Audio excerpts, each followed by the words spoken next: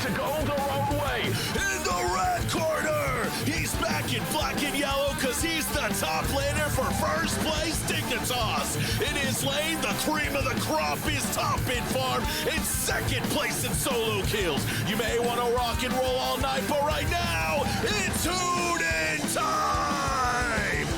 In the blue corner, on the best provisional team topping the damage charts in his lane, he'll rock you like a hurricane and spin faster than an F5.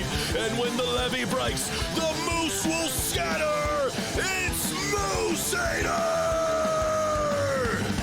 Join us for a top lane showdown for the ages as styles clash and guitars slash at this week's Super Heavyweight SmackDown! That's right! It is time for the Super Heavyweight SmackDown! Dignitas Challengers taking on Wildcard. These are our top 3 teams, or 2 of our top 3 teams. Gotta make sure I correct myself on there. I believe Cloud9 Challengers is the other one in that top 3 standing at the moment, but Dignitas currently leading the pack 16-2, whereas Wildcard is tied up with Cloud9 Challengers. And Wildcard have been making a name for themselves ever since after week 2. We were like, damn, Wildcard is kind of looking like a pretty good team. And then when they were the first team to 2-0 sweep Cloud9 Challengers, that's when we started having to put respect on. But Dignitas Challengers, that's going to be the next big test, because so far, Josh, they have been looking like the best team, the absolute best team in the Challengers League. Oh, for sure. I mean, Dignitas, we've heard it before. This team was built to win the Challengers League. They have such a stacked lineup from top to bottom. And the one player that we had some worries about going into 2023 was Hoon. And as you saw, he's been playing so much better this year than he did last year. I honestly think that there's no real weak member of the Dignitas roster at this point. And this is the one, this is the final boss that we have coming out for Wildcard. They have beaten Cloud9, who people were looking at as the number 1. CLG, a lot of teams have been saying that CLG are secretly scrim gods and are way better than what they've been showing us on stage. I got to see some of that myself, and they went 1-1 against them. This is the last top team that they have to play up against, and if they can beat Dignitas, Wildcard are very rapidly looking to be the number 1 seed going into playoffs. And we wouldn't, I think... You and I, Mark. Yeah. You and I. We've been on this for a while. We've been on this with everyone else around us, Mark, with everyone around us saying that Wildcard is going to fall off in the middle of the season. But Mark, can we just say it? Wildcard are good. Wildcard are damn good. Everybody's still here for LEC, We had the Mooseator at home, now we can go out, right? People just got a payday, it's time to go get the real deal. I find it so hilarious that Moose Haters fandom has spread globally, worldwide, and to the point where even when Adam from Team BDS plays Garen, people go, oh my god, we get Moose Hater at home! But, of course, as both of you have alluded to, this is the final boss that Wildcard needs to best in order to prove themselves not only as beyond the conversation of best provisional team. We're past that point. To be considered the best team in Challengers League. And to have that kind of dominance as a provisional team has not been seen since 2021 when Proving Grounds first started and we had the no-org roster. Talk about, in terms of legacy, what that would mean for Wildcard. But of course, we have to look at who this final boss is. It is Dignitas Challengers, of course, and as you said it before, Josh, there's no real weak link on this team. Yeah. One of the things that I've been so impressed about with Dignitas is how much better Hoon and Tomo have been playing, right? Both of them were struggling in 2022, and both of them have looked quite strong this time. I also asked Insanity earlier, hey, do you have any thoughts on Wildcard? These guys have beaten a lot of the Challengers teams, and, you are defending the number 1 spot from them. He's like, I don't know. Gotta be chill. I don't have any spicy takes. We're kind of focused on ourselves. So, it's been, honestly, interesting listening to some of these teams because they have not actually put a whole lot of thought into playing up against each other. They're challenging for the top of the table. It just feels like business as usual. Josh, that's funny that That was from Insanity, you said, That was right? from Insanity, yeah. So, well, from XU, when we had him on during the Raising NA podcast, Yeah. we had some spicy takes from I Mr. was gone for Lawrence, that. where, yeah, you were off getting burgers with Bradley and Mir instead, but it's okay. So XU was talking to us about how eventually they would have to take on Wildcard. And I think Cubby prompted the question, who wins between Hoon and Moose Hater? Because Moose Hater's getting all this, fame. XU was like, I think Hoon claps him. And I was just like, oh, damn. And that's why we had the Super Heavyweight SmackDown highlighting these two top laners. When you consider Hoon's history coming in through the back end of Summer Split last year, a lot of people were immediately writing him off like, what is this import slot being used for? But now he's really risen up through the ranks, and he's proving himself to be a dominable force here, Eric. Yeah, he really is. As you were saying before, like, he looked okay in Academy. He struggled in LCS. Even in week 1, I had a few questions about his consistency, but man, he's the best farmer out of everyone else in the top lane. Might not be the biggest team fighter, but so good at pressuring the side lanes. I think Hoon has really stood up, and I'm definitely impressed by how much he has progressed this split. Yeah, for sure. Well, we'll see if Hoon can stand up to Moose Hater. But for the rest of Wildcard, this is the final boss that we've already highlighted for them. Dignitas Challengers. Can they stand and be the Goliath that we're imagining them to be? Or will Wildcard upset them like they did to Cloud9 Challengers? Casters, take it away and have a good one on the series. Well, I know you've read the Bible, Mark. We know who wins David versus Goliath. It's always a funny story whenever I hear people reference us, because we already know who wins. It's not like it's a huge underdog story here, but I also kind of want to go back to some of the different players that have kind of moved past it, right? So Moose Hater, I also was talking to him for a different segment, and he's like, oh yeah, no, these guys are the same as Cloud9. We're going to beat them as well. Not a whole lot exciting there. But the other fun thing that we heard from XU during the podcast was, we're not going to ego them. We're just going to ban the Garen. We don't care about trying to prove that we can beat the Garen. We just want to make sure that we can win the game. And if that means that we get a couple of odd bans like the Garen and the Blitzcrank, so be it. Not just a couple. We're also going to get the Zac All ban three. away, which something both Kill and Moose Hater play. I mean, a lot of people have been arguing that this team is eventually going to get found out and whatnot. And the thing that's come up is, 1, people found them out and kept egoing the draft anyway. And then 2, people eventually fixed that whole ego problem, and they still get Alawi, they still get Nunu. The matter of the fact is, there's a lot more depth to Wildcard. They have great team fight. For some reason, a lot of teams are not really that good at marking Moose Hater when he goes for a lot of these fanking plays, so he gets away with some of the most crazy BS on Wildcard's team fight. And ooh, we're already starting off with some sluggers. Kill will be playing his signature Karthus. Yeah, and we've seen, the other player who's done this quite a bit is City Witty, right? And it has been one of the ways that Team Liquid first picked up wins, but Keel's been doing it, and he's been doing it even better, right? As long as you have strong lanes around the Karthus, it makes it very difficult to actually invade. So that's why Tomo and Diamond are going for a bit of a classic pick between the two of them, right? This was something they've been playing all the way back on Cloud9 Academy years and years ago when they were the most dominant Academy team at the time. And so it's going to be their opportunity to try and push around Lens and Duo King, but we also have to remember that Lens and Duo King also build bot lanes to fight, right? They're not the kind of people who are just going to sit back and play like Manui and Trevor oftentimes where they would let things happen. No, they are here to try and play for advantage, and we're going to see fireworks in the bottom lane. With this lock-in of the Karthus, typically with this Karthus, you want to kind of just run it down in a lot of these team fights. Make sure you're dying in a very good spot so you can just continue throwing Skittles on the ground and laying waste to the rest of the squad. We've seen moments where that just doesn't work out for Kill. One of the last games they played, Marksmen were able to just hug the outskirts of the defile that Kill was able to place in, and it was just about spacing away from this Karthus. The reason I bring this up is I think Tomo and Diamond are capable of doing that against Kill. I do think the Xayah and Rakan is going to be a good bot lane. It has enough tools to make sure they match what Wildcard's going to throw at. Yeah, it's definitely going to be a test for Dignitas Challengers, right? Because Wildcard always play in these unusual ways. They have a ton of range, they have a ton of damage right now, but now the thing that they need to figure out is how can they consistently get these fights going, right? They have the Ashe coming through, definitely going to be played by Duo King in order to get the fight started in the first place. But how do you continue it after that? It's a little bit hard for them to stay in range for long periods of time with the amount of range and damage that is going to be getting pumped back out from Tomo. I will say this. I'm curious about the solo lane because obviously, Moose Hater. But because when I was talking to Moose Hater, he said these aren't the only cheesy picks that he has in his back pocket.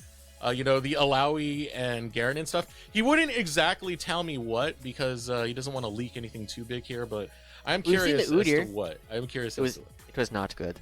But there are other things that they can play. And it's not as though Moose Hater is incapable of playing these more standard picks, right? One of the first characters that we did get to know Moose Hater on last year was in fact this Fiora, and it is going to be a bit of a challenge, right? Oftentimes the most common counter pick to Fiora, one of the best ones that you can go for, is the Gnar, and it's part of why Gnar remains in the meta despite my disdain for how often it's being picked. It has been something that Hoon has had a lot of success on in the past in this particular matchup, but that has already been taken off the table. The Jax is already gone, and so I'm kind of expecting like a Cassante to be coming out from Hoon, which is like an okay matchup at best into the Fiora. It's mostly just like a strong character, and Sanity goes towards the more classic Azir. They do have a lot of range, and so they do want to make sure they have something that can stand in front, that can hold back the onslaught of the amount of range that's coming out from Lens and Duo King. And it's so nice to have the Emperor's Divide into a Karthus, because that means you're pushing that Karthus away from being in the middle of your team.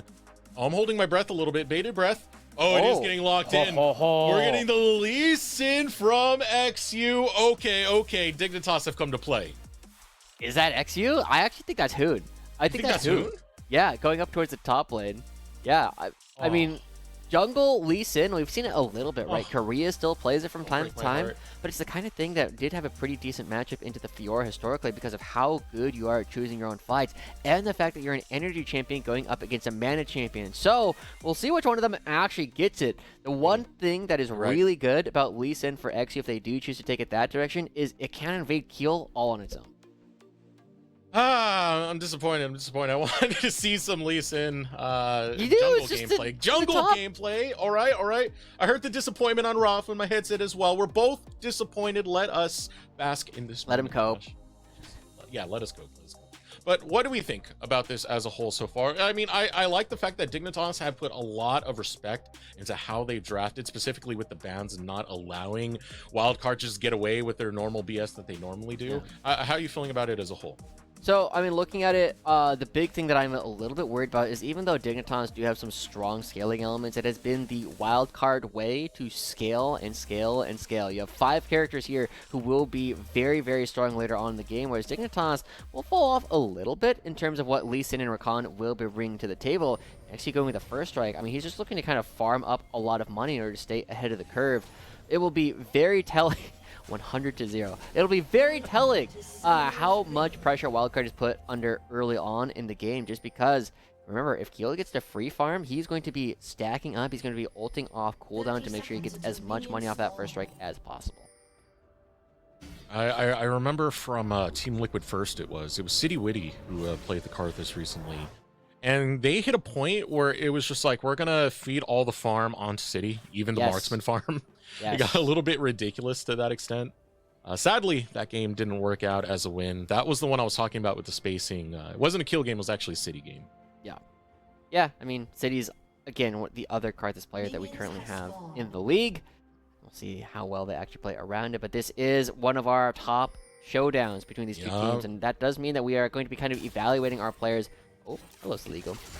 We will be evaluating them a little bit differently than we'd be evaluating a lot of our other teams, right? This is definitely a position where both these teams, we know they can do a lot of the basics, and we can start looking for places where we can actually really start looking at the game a whole lot more, because there's going to be moments where both teams will be trying to move around the map, and one of them will have to find an advantage to try and look for these more aggressive spots. And the fact that Tomo and Diamond starting not in lane, they're going to be taking a lot of damage. It doesn't hurt the lane nearly as bad as a Lucian Nami lane would, but still not the same kind of start you would be hoping to get for your very veteran, very strong bottom lane. As we get into this, these early leads as well as the setup for both squads is going to mean quite a lot, especially around a lot of these neutral objectives. Now, I do want to look back towards this top side because this is where I think Dignitas might have one of their stronger advantages. Hoon, again, has been one of the better laners when it comes to the top role as a whole. Moose Hater isn't quite there into the picture. Moose Hater's like big rise to fame has been through his team fighting and flanking a lot through that. So if Hoon can try and abuse that situation right there and just get these early leads rolling and stop Moose Hater from being any bit of a bigger picture for Wildcard, it does pose well as a game plan for Dignitas. I mean, you say that, but wasn't like the very first thing we saw Moose Hater do last year was like solo kill Tenacity with the Fiora? Like, isn't that how he started Proving Grounds summer 2022? Is just, You're like, right. That was like, a 2-0 victory too, right? Yeah, you know, 100 Thieves bounced back later on, but it's not as though like Moose Hater is a weak laner. So this is definitely going to be a big test between the two of them. I'm expecting a lot of pushing and prodding, and that's something that both these teams will be doing a little bit more of in terms of, trying to find these small advantages. And so Keel, because he's farming so much faster than XU already, does have an opportunity to try and come down and farm some first strike. Watching into the bottom lane, but not much really going to be found over here. And it will just go over by the wayside. Back into the topic of top lane, though. We talked about it a bit during the break, but didn't get really to say it on the broadcast. I chatted with Moose Hater and how he was feeling about this game because, as we said, this is Wildcard's big final boss, right? Moose Hater just doesn't care. He was like, yeah, it's another what he called NPC team, locking in the most popular champions and handshaking. Moose Hater's like, yeah, we can take that. That's no problem. Was that the Chat GPT comment? Yeah. Yep. Yeah, that was. He goes hard. That's a zinger for sure. Moose Hater is a great trash talker. It's part of why he's been so popular. Ooh, good damage onto Lens there, but it is going to be a spot where we are still kind of waiting for things to kind of break out, and as long as nothing's happening, that is always going to be in favor of Wildcard. And now, you're looking for potentially a first gank, but is getting matched by XU. Kill does have one level lead to that regard. Really won't really do much because none of these junglers want to take this fight over towards the top side, so they'll just split up and go back to farming. And so far, to Keel's credit, already a little bit ahead in farm, but more importantly, hasn't been pressured at all. There hasn't been a way for the lanes to move in order to try and go for an invade. XU has not directly interacted with him at all this far, and so there's just small wins coming through from Wildcard right off the bat, and as long as that remains true, we will continue to see Wildcard have success. But it's not as though the only time to pressure Karthus is, off of that 3-wave crash in the bottom lane. You are able to do it later on. XU will be looking for a little bit more help from the side lanes, and as Insanity and Diamond start getting closer towards those level 6s, where you'll have more crowd control, that's another time to start looking for all the damage in order to pick up Keel in his own jungle. You'll have some great pick and crowd control for Dignitas. I'm going to look for that around the dragons. Yeah. As Maokai plays very well to that. The ultimate just kind of takes over the entirety of the river. And it should be something contestable over on Wildcard side as well, just because of the nature of the Ashe. Duo King should be looking for a lot of these pick arrows. But early setup coming out from Wildcard, they'll be the first ones to leash the Drake. Yep. And note that Insanity has no mana, can't really participate in the fight, so this should be Dignitas. Oh, they're fighting it anyway. Coming in. Diamond pulls the trigger for the engage. It does get the flash out of Duo King as well as the heal. Very low on mana. Will be able to scoop up some of those fruits to be able to complete off the Drake right now. XU going to bail off first Drake. Wildcard. There you go. We'll be able to pick that up. I mean, that was one of the big things. The fact that Insanity not able to recoup the mana without going back to base, whereas Keel can just eat some fruit, get some little melons, is a big win out for Wildcard. They don't have a gold lead, but picking up this first dragon does give them alternative win conditions as they look for a potential dive. See you setting up, sees Lens. Diamond and Tomo not too far off. Flash available for Diamond, can get that engage very snappy if they want to go for the kill, but right now just zoning off the bottom lane of Wildcard from getting any CS. Yeah. I mean, this is the other route towards beating up a Karthus team, right? You don't necessarily have to attack the Karthus directly. You can attack all of their friends because you know that Karthus isn't really going to be doing a whole lot early on in the game. They're going to be relying a lot on actually just having some of their own farm. So starving out Lens and Duo King is another really strong opportunity for Dignitas, and a lot of discipline coming through as well to make sure there's no big opportunities. Oh, Hoon. Trying to 1v1 with Moose Hater as Moose Hater goes a little bit too far past that turret. I'm kind of holding my breath right there when I see dives coming out from these two champions. Yeah, I mean, the mechanics were cool. It just never felt like it was ever going to be a kill. So, you know. Yeah. Hopefully, we'll see a little bit more as we do. Oh. Diamond looking for the knockup.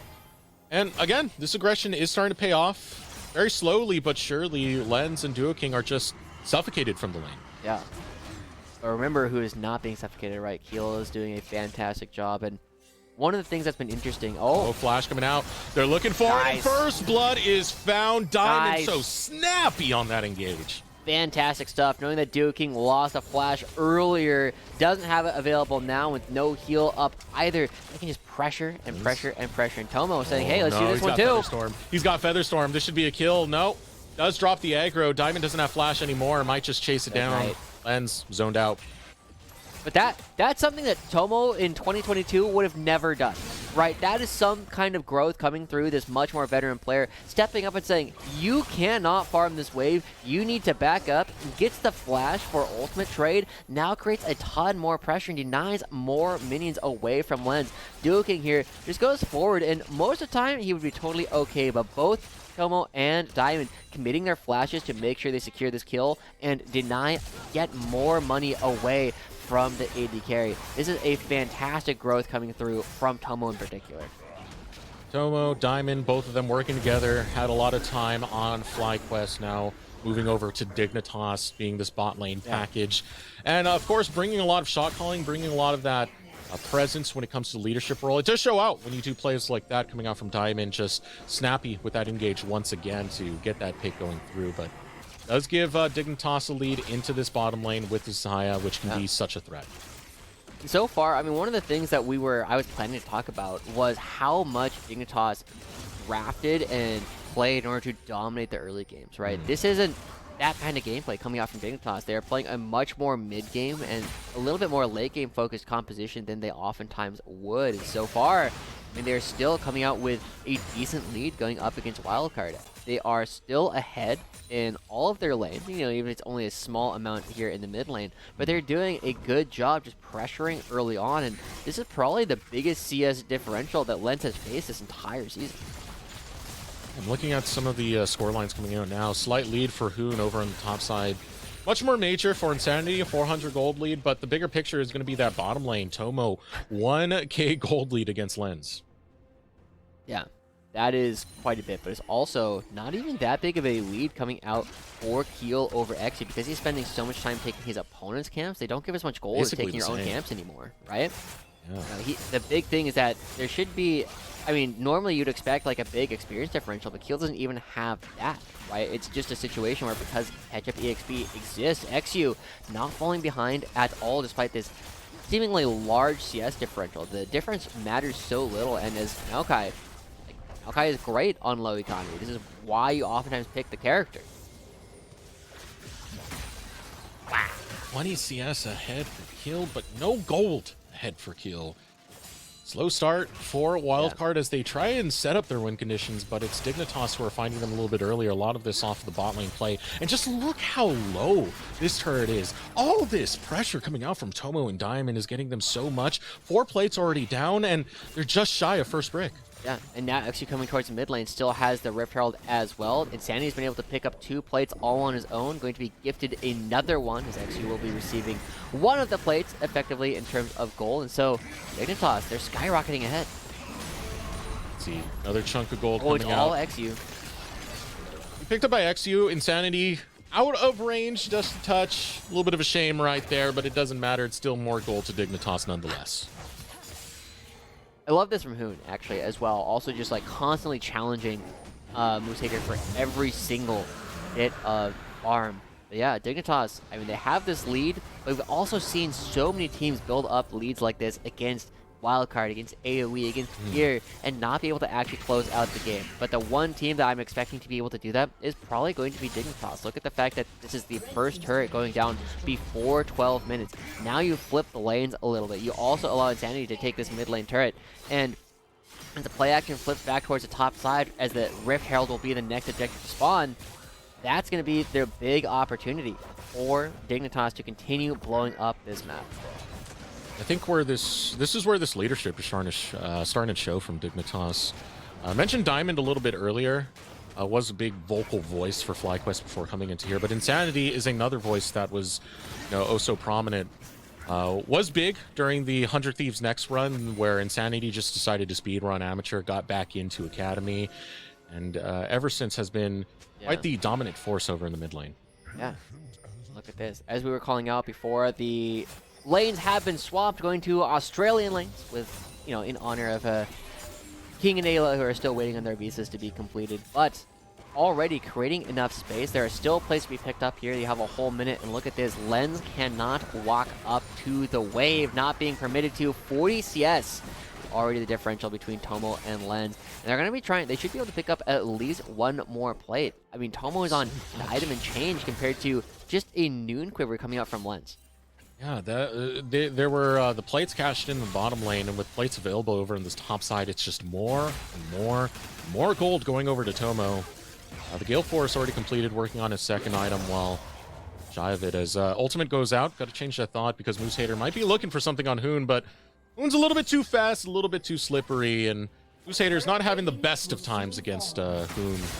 Or better top laners over here, one of our best laning top laners. Is will Hoon go for it? Jumps in, Sonic Wave Resonating Strike, chip damage going both ways. But that should be pretty good for Moose Hater in the long term, right? Even though he is a mana champion, he still has a health advantage, and it will not really get better for Hoon for a while. I mean, I feel like Moose Hater's done a fantastic job actually surviving some of the early games, some of the early pressure that Lee Sin can put out, partly because, XU and Insanity never really played towards it, but they've been doing such a good job playing towards the rest of the map and really showcasing the regrowth. Huh, okay. Good ultimate coming out there from Duo King to stop Diamond. All right, XU pops the ultimate on to kill and Moose Hater and chases them out of the jungle. Flash going to be burnt away, kill, 0 mana. So Wildcard have no claim to this side of the jungle. And now XU starts to return the favor a little bit, actually really starting to take away some of these camps, and feels as though Wildcard, I mean, just on the back foot. Duo King! Almost taken out over the wall. Ultimate going to be popped out from Lens as Tomo wants to bring more. Requiem sung away. Featherstorm will get Tomo away from that damage, that threat. This bottom lane that Dignitas have really fed a lot of economy into. It's starting to shine. Yeah, I mean, that's 2 ultimates that Keel has used for the economy in order to get a little bit of money back, but we still go back to the original problem as Tomo and Diamond will take down another turret. They still are up about 40 CS, and Lens, I mean, look at all the money. They're up 5,000 gold with only a single kill. This is classic Dignitas. Well, they got a single kill over on the top side, who's trying to chase them down right now to get something teleport back for Wildcard. But the teleport coming out from Dignitas is going to turn this right on its head. Tomo will take the kill before Hoon even gets involved. Yeah, and the fancy feat coming out from Tomo only gets hit by one of the Skittles, will keep themselves alive, and that's another kill going over towards Tomo. Ooh, the gold. The gold coming through. I mean, he's up nearly 3,000 gold. Dignitas. This is the revival, for sure, of Tomo, right? We were really kind of asking where the veteran was in 2022 when they were playing with FlyQuest. They were getting caught left and right, but now total lane dominance coming out from this roster, having so much more control over the map. And now as they pick up the Rift Herald, they're going to be moving everybody back down towards the bottom side. And this is happening at a perfect time. Everybody's going to be back right on the map when they have their items spent, when they've spent all their gold in order to try and pick up this dragon. And look at the items coming out from Diamond as well, right? He's not going for the Shirelias early on. He's going for the Redemption, and like we saw with, I believe it was Skytech last time, just built a locket to stop all the damage coming out from Keel. Duo King doesn't realize who's right there. Diamond with catch out. Ultimate coming out from XU. Far away to catch out Duo King, but will slither onto him. Gets the root. Moose Hater over the wall. Wants to hop in. Enchanted Crystal Arrow will go out. Dignitas, they use a lot of engage tools on this setup. What are Wildcard going to do? Yeah. I mean, the big thing that Dignitas still have going for them is the fact that they have the Maokai champion on their team. That means it is very hard to get on top of you. So Ligo! Oh, Hoon steps away from the shockwave, and it's Hoon in time in the top lane, baby. Hoon will get the solo on Saligo. Dang, Hoon, again, one of our players with some of the most solo kills. I believe only Lunacia and Jimenez were higher than them last time I checked, right? Hoon is getting so many of these duels off, and it's such a big growth for this player as well as Dignitas. They aren't giving any room for Wildcard to breathe. They find a kill on the opposite side of the map. Look at these turrets, right? This bottom lane turret is already down to a third HP. Hoon is now wailing away on the top side as well. And the only real thing that Hoon had to do here was, one, recognize he could go for this fight, and two, ward hop out of the shockwave in order to keep himself on top of Saligo. And then from there, like, the Orianna had nothing left to do. Hoon is a beast, man. When it comes to side lane pressure, there's very few top laners who could really be matched right here, and Hoon is controlling that top side beautifully so. You know, the last series, we were talking about FlyQuest a bit. Hoon was playing Jace into that matchup when he just outright destroyed the top side into Philippine. Now still holding a lot of control over on this top end against Moose Hater. Do you know that Hoon tames Moose in his spare time? I did not, but Dignitas, thanks for letting me know. I wish Wildcard knew. Yeah. Oh, he said he's fine. Yeah, that's this game is currently not close, and against almost any other team, I would say that this game is over. But it really just takes like one, maybe two mistakes. Now they look for Moose Hater, and they will catch out Moose Hater. We'll pop the ultimate. Moose Hater's actually looking to turn this around, and that might be found right now. Xyu's going to go down. Lens picks up that kill, chases down, gets a few more autos onto Hoon, but the root will be found by Tomo. Wildcard not willing to chase for anything else, but one small slip up from Dignitas gives a bit of life to Wildcard. Yeah.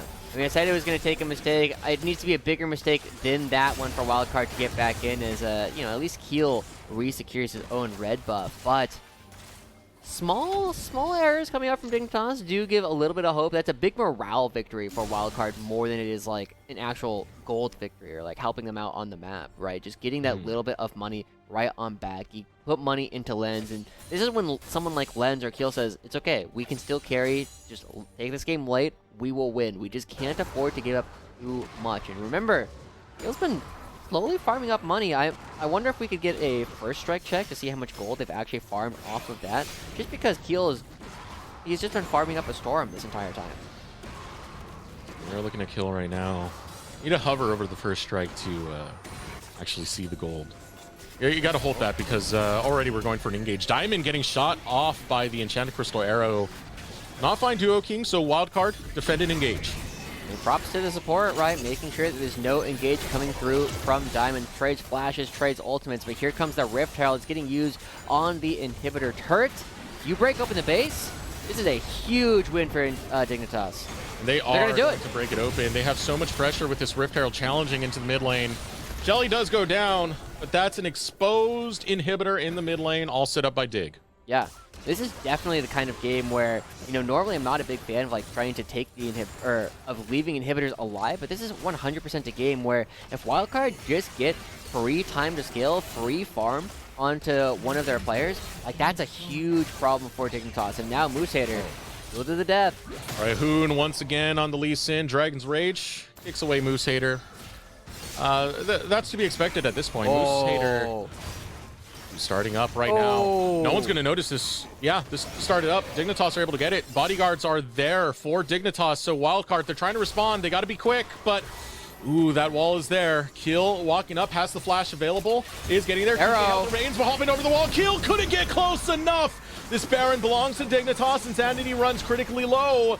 No Requiem to be sung. No chance to steal this Baron away. Wow, Dignitas just sneak it away. They get Keel as he comes over. What a great play coming out from Dignitas. I am so impressed by their calm, collected way of actually playing out this game. It doesn't feel like 21 minutes into the game. It feels later, right? With how few kills they've actually had, with how much they've actually been taking away from their opponents. This is the kind of thing that we were kind of expecting from Dignitas on the entire year.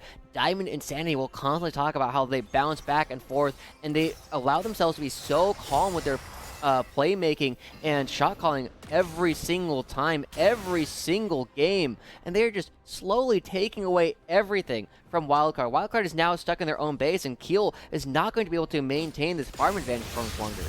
This is one of the best looks that I've seen from Dignitas because it's calculated play. They didn't ego the draft, right? They took away all those big picks, and now they're just tearing apart Wildcard as they'll take down Moose Hater in the bottom lane.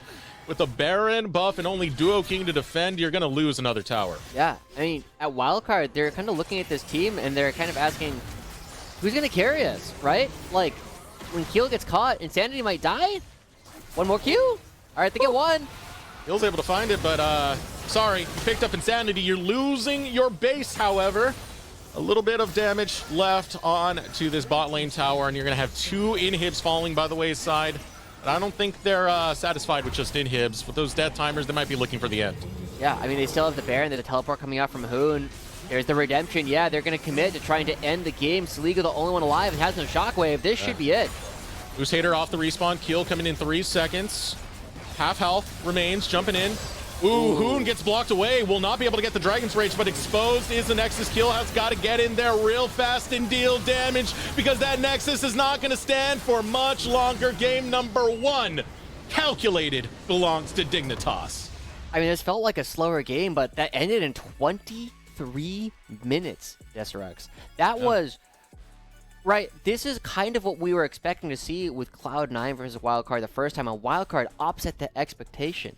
So hard, right? They were able to come back with 1 or 2 slip-ups from Cloud9, but Dignitas never gave them an opportunity. They just completely shut out Lens and Duo King, who were supposed to be the strong early game carries for Wildcard, and then they just slowly dismantled structure after structure, and Wildcard never had a chance to scale. Keel was never pushed, but he never needed to be. That was such a great game coming through from Dignitas, and honestly, that's one of the questions, right? That's the hot take. Is this the team that needs to challenge? Tomo Diamond, they played the bot lane beautifully, but XU to pressure down there early to get that initial lead for Tomo Diamond worked wonders for Dignitas, and it got them a very well-earned victory. We're going to take a moment to throw it over to a short break. When we return, we'll have Raffle, we'll have some fun, we'll have our halftime say.